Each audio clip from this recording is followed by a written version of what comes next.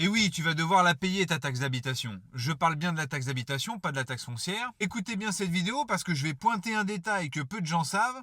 Et à la fin, je vous donnerai aussi un conseil crucial pour tous ceux qui investissent dans la pierre. Donc j'ai un abonné qui me contacte en privé, qui est très surpris de recevoir son avis de taxe d'habitation cette année, alors qu'il a totalement arrêté la location Airbnb, notamment pour cette raison-là. Parce que soit la taxe d'habitation, elle n'existe plus pour les résidences principales, mais vous y êtes toujours assujetti pour les résidences secondaires. Et lorsque vous faites de la location Airbnb, c'est considéré comme une résidence secondaire. Donc il me dit, je comprends pas, ça doit être une erreur. Déjà, je l'avais reçu l'année dernière, c'est ça qui m'avait poussé à vouloir arrêter le Airbnb. Et donc je lui pose la question, ton locataire longue durée, tu l'as mis en place à quel moment ?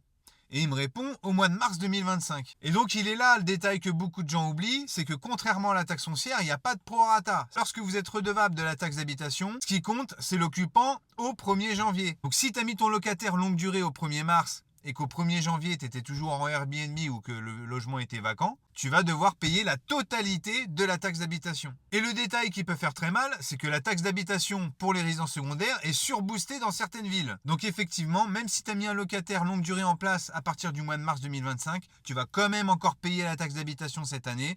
Là où je te rassure, c'est que l'année prochaine, normalement, voilà, t'en seras exempté. Et le conseil que je voulais donner à tous ceux qui investissent ou qui souhaitent investir dans l'immobilier, c'est de bien définir votre stratégie et de bien tout prendre en compte. C'est-à-dire renseignez-vous bien sur ce que vous aurez à payer comme taxes et impôts. Parce qu'en réalité, ça peut toujours être très intéressant d'investir dans l'immobilier. Le hic, c'est que si vous y allez un petit peu à l'aveugle en vous disant, bon voilà, ça couvre à peu près ma mensualité de crédit, bon, il y a à peu près il y a la taxe foncière.